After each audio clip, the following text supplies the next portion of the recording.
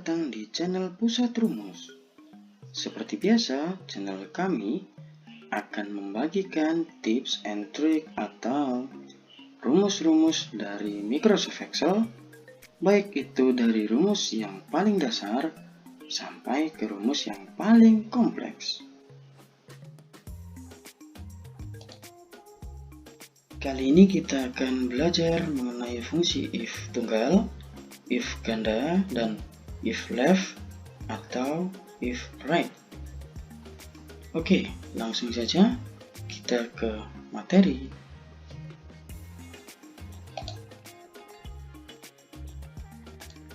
Oke, kita masuk ke contoh soal pertama, yaitu if tunggal, di mana di situ ada nilai dan kita diminta untuk menentukan status kelulusannya. Kita ambil kuncian terlebih dahulu ya teman-teman, di mana nilai yang di bawah 80 dinyatakan tidak lulus. Maka rumusnya adalah if, buka kurung, kita arahkan ke sel yang kita nilai ya.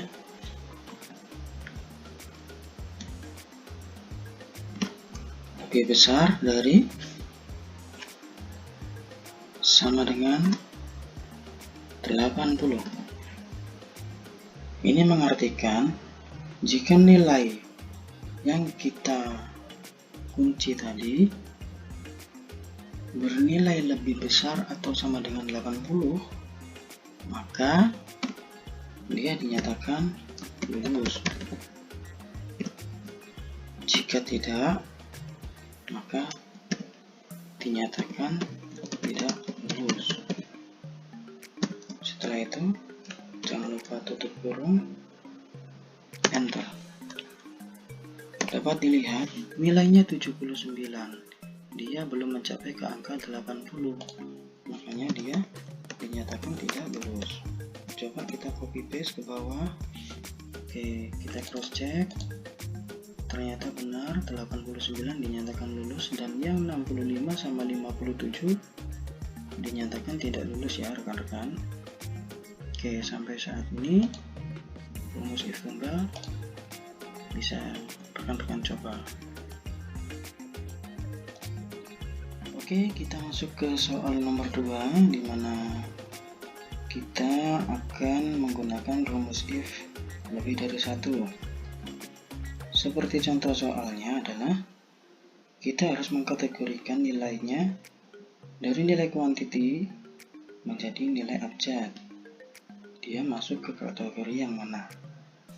Oke, kunciannya di sini adalah nilai 0 sampai 50 dinyatakan bernilai D, 51 sampai 60 bernilai C, 61 sampai 80 bernilai B, 81 sampai 100 bernilai A. Oke, kita mulai rumusnya. If, seperti biasa kita kunci di kriteria yang akan kita uji ya, nilainya masuk ke kategori nilai yang mana. Jika A13 ya, lebih besar dari 80, maka nilainya adalah A. Oke, kenapa kok seperti ini? Karena yang bernilai 80 itu masuk kategori B, sehingga kita tidak perlu memakai lebih besar sama dengan. Kita lanjutkan. If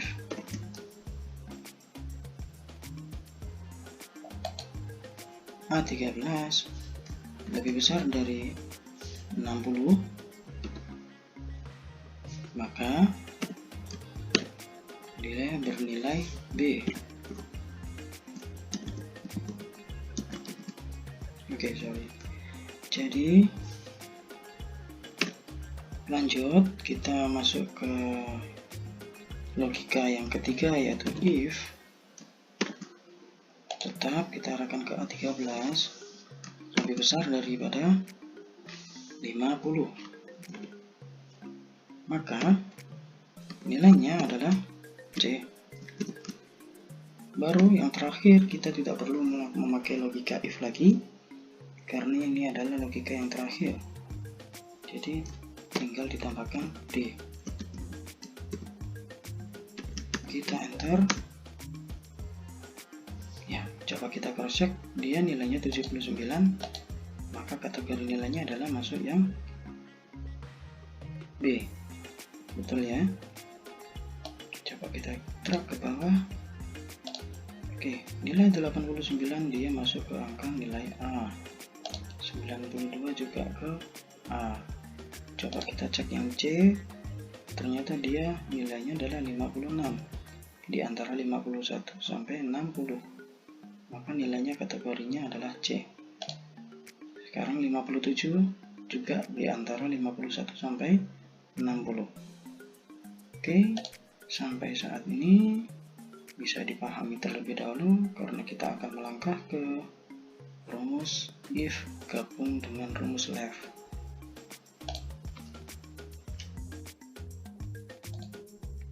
Oke, kita lanjut ke fungsi if left dan if right. Ya, kita analogikan kita berada di sebuah perusahaan yang dimana perusahaan pasti memiliki kode dan kategori tertentu yang biasanya disingkat agar lebih mempermudah dalam proses administratifnya. Akan tetapi di satu sisi kita harus membutuhkan yang namanya deskripsi, ya. Kode A itu bermakna apa, dan untuk kategori L itu dia bermakna apa. Coba kita lakukan di sini ya. Langsung saja kita buat rumusnya if. Nah, di sini rekan-rekan langsung tambahkan left ya. Itulah yang dimaksud dengan fungsi if left. Oke. If left. Kita kunci selnya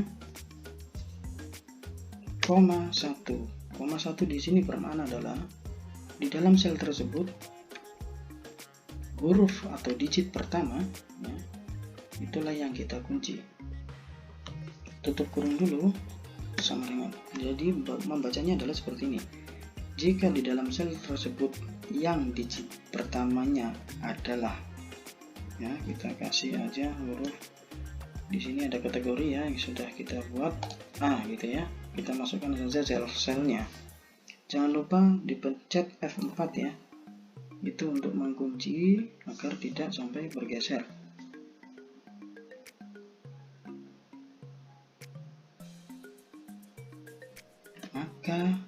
Maka adalah tanda koma ya di sini.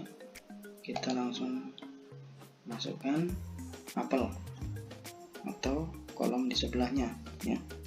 Jangan lupa dikunci lagi. Kita koma lagi. Seharusnya bisa diketik if left ini sih teman-teman. Tapi untuk mempersingkat waktu ya, kita langsung copy saja rumusnya.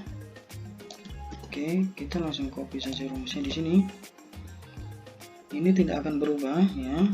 Untuk kolom D4-nya, sel D4-nya tidak akan bergeser ya.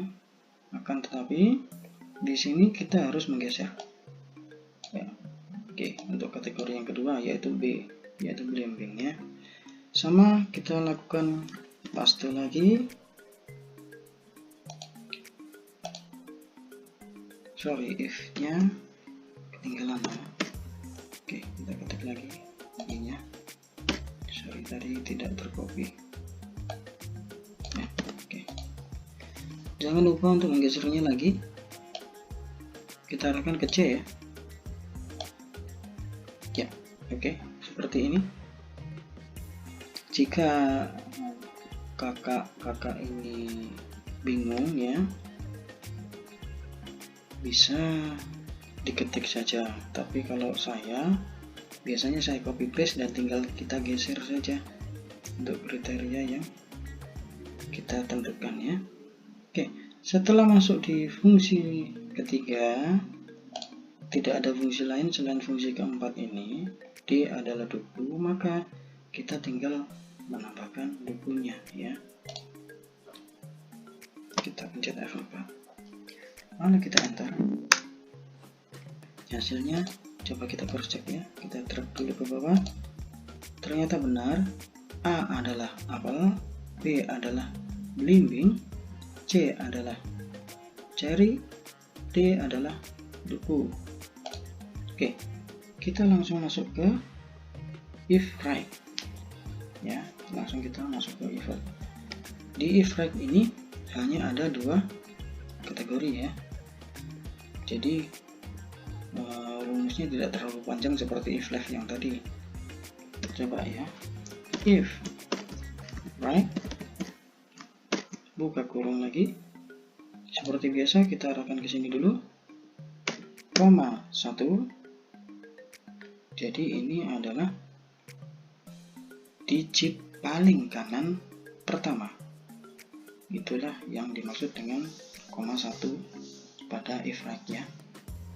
Tutup kurung sama dengan kita arahkan ke kode lagi, pencet F4 ya,